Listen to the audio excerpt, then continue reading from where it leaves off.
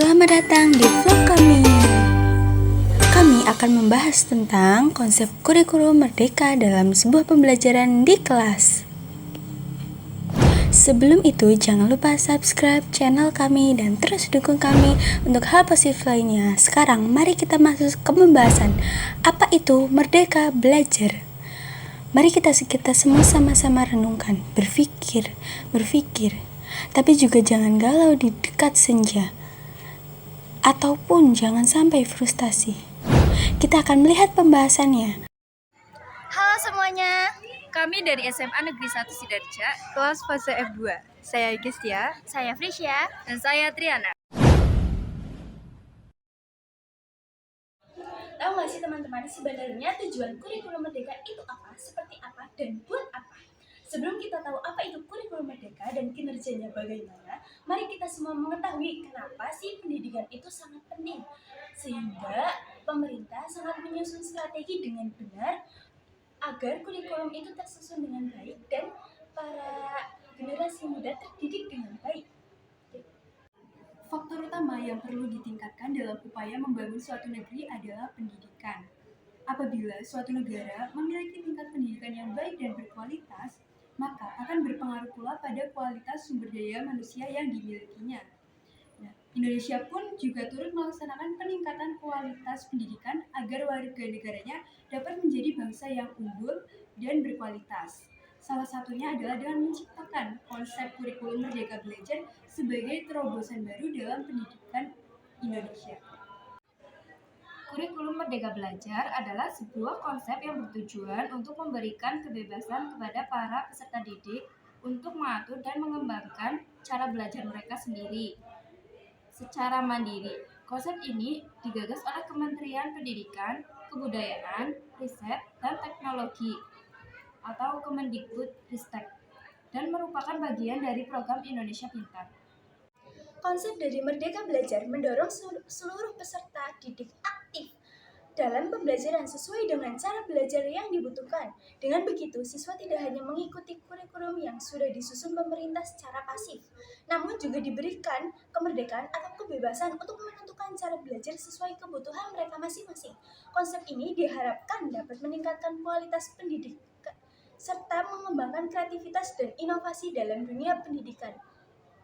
Tapi teman-teman, masih banyak yang ragu tentang implementasi dari konsep kurikulum merdeka ini. Hal ini dikarenakan banyak yang masih ragu tentang kemampuan dirinya dan takut untuk memulai hal yang dia suka dan dia sendiri memiliki potensi dalam bidang tersebut. Rasa takut ini dapat muncul karena takut akan omongan orang lain dan ketakutan akan kegagalan. Teman-teman tidak boleh seperti itu ya. Nah, untuk meyakinkan kalian semua, mari kita dengarkan partner kami, Triana, yang akan mewawancarai beberapa teman kami yang sedang berjuang mencapai mimpi di bidang yang ia minati. Oke, salam Triana. Ya, sekarang bersama saya. Di sini saya akan bertanya kepada teman sebaya untuk saling memotivasi. Bersama saya Asya. Halo Aca. Hai. Kita mau nanya nih. Kamu figur teman kami yang bakat dan berjuang mencapai mimpi di bidang seni, lebih tepatnya menyanyi. Pasti kamu punya proses dan gimana kamu meyakinkan diri dan pasti ada halangan di jalan itu. Bagaimana kamu menghadapi halangan-halangan tersebut? Ya, jadi dari awal perjalanan saya sampai sekarang pasti banyak halangan.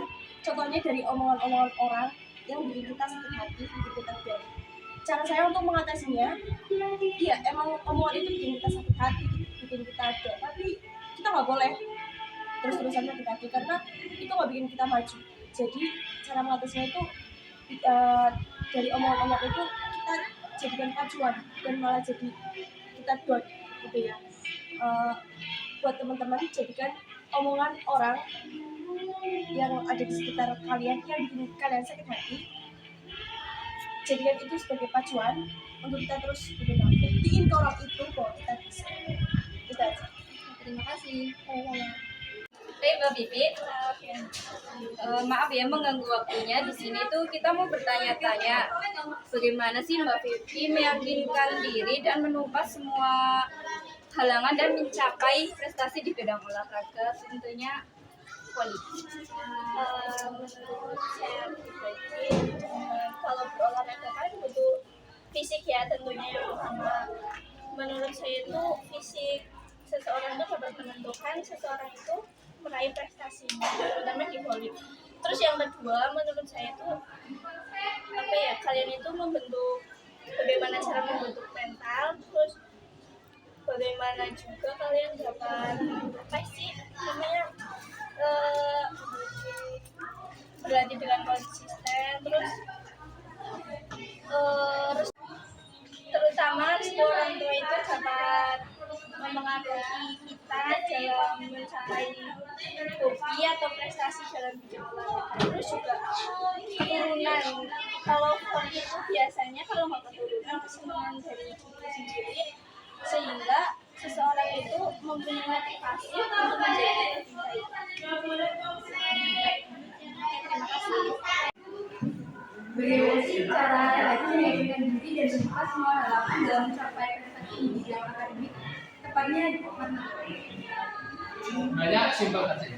Kalau udah masuk itu jangan setengah-setengah, tangguh, lanjutin aja. Walaupun gagal, percayalah pasti akhirnya akan berhasil.